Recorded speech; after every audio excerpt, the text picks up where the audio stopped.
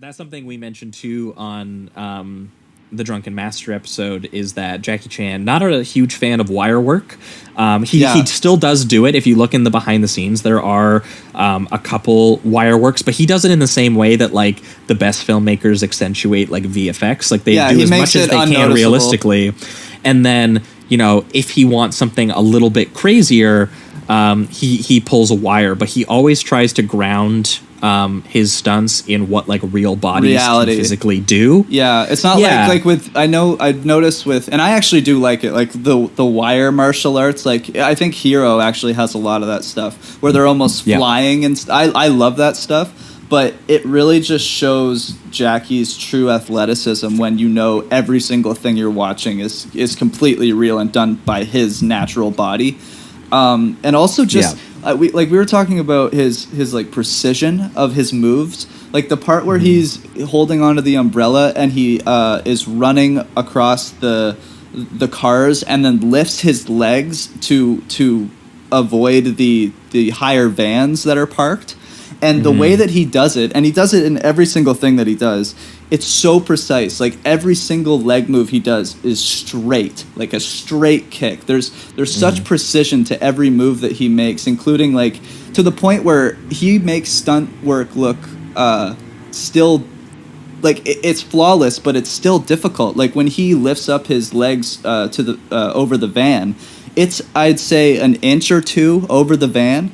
Which means like he really needed to pull every muscle there in order to do it, and you feel that in every single stunt that he does. It's spectacular. Mm-hmm. Well, and what's so amazing too is that Jackie will be the first person to tell you that like he fucks up a lot. Yeah. But the thing is when you're watching the final product, you're watching the best take. Exactly. Of every single stunt that he does, and what you get is a collection of usually his most injured take, like where he almost kills himself or he breaks something or anything like that. Well, yeah, one thing worth mentioning is because like obviously there's that opening set piece that takes place in sort of like the poor sort of like shantytown like housing community where a drug bust goes wrong. Because they did it before Bad Boys, baby. I couldn't believe it. Bad Boys fucking stole it. I couldn't believe it when I was seeing it. I'm like, oh my god, Bay.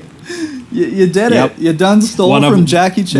One of Bay's like just his best set pieces of his entire career ripped straight from the opening scene of Police Story. Yeah. Which I mean, to be fair, if you're gonna steal from someone, good thing to steal from Jackie Chan. Absolutely. Man, I would like more movies to look and feel like Jackie Chan. Movies. Absolutely. So good steal, good theft. But yeah, I'm not gonna lie to you. I was a little disappointed to find out that this movie did it before Bad Boys 2. I mean, props to Jackie because he did it. But Bad Boys 2, that was like one of the defining moments of it. And I just really wanted to be that Michael Bay original idea. And to be fair, Michael Bay did have the genius idea of setting it in Cuba and doing it with a giant yellow American Hummer. Absolutely. Oh yeah, he still does his Bay things. He makes it, bigger explosions, all that stuff. He more vulgar. He bays it up for sure.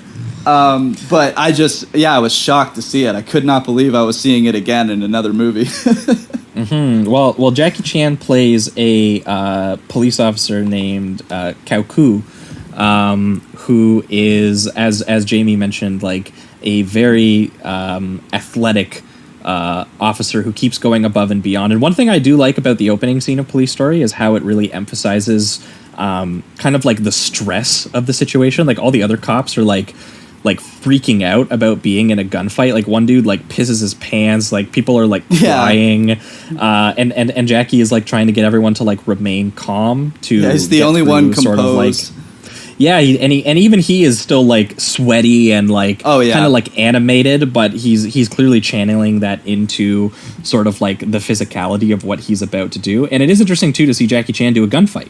Yeah. Because he a lot of time in a lot of his movies prior to this, like guns just didn't even exist in the time period that he was performing in. Right. So it's like no, everyone sort of fought each other, but he handles himself well as a director, shooting like a really chaotic gunfight, which then leads to them taking the cars from the top of the village to the bottom of the village, literally destroying like every object that comes in sight. The cars just breaking through all the little homes, breaking through sort of like the laundry that's being held up, all the people running and screaming out of the way.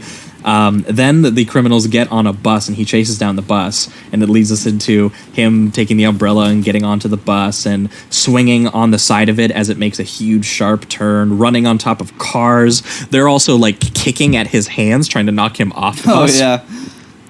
At one point, they do hit him in the face with a suitcase, and he has to roll off the bus at full speed.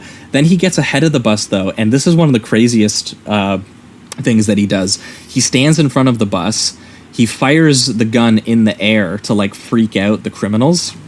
The bus driver slams on the brakes, and you can see in the credits that there are a bunch of different takes of this, because he has to stand there as a full speeding bus slams on the brakes, and it's going to stop right time.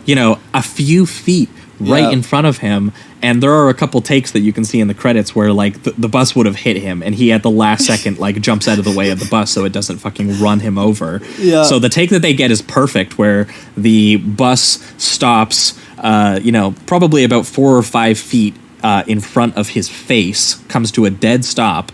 But one thing did go wrong in this take that they did use, which was that the stuntmen who are the criminals in the scene, they come breaking through the front of the glass of the bus because of such a sudden stop. It's so painful looking too.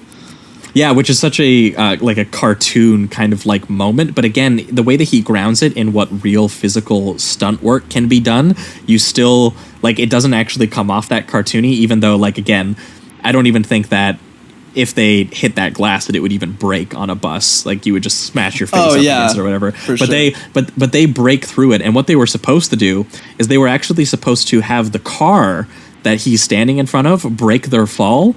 And they were supposed to sort of like roll or bounce off of it. But instead what they do is the bus, because of the air brakes, it stopped too early. And it wasn't close enough to the car for them to actually hit the car. And instead they just rolled their backs like right onto the pavement, basically. And so all of the physical pain that they're feeling right there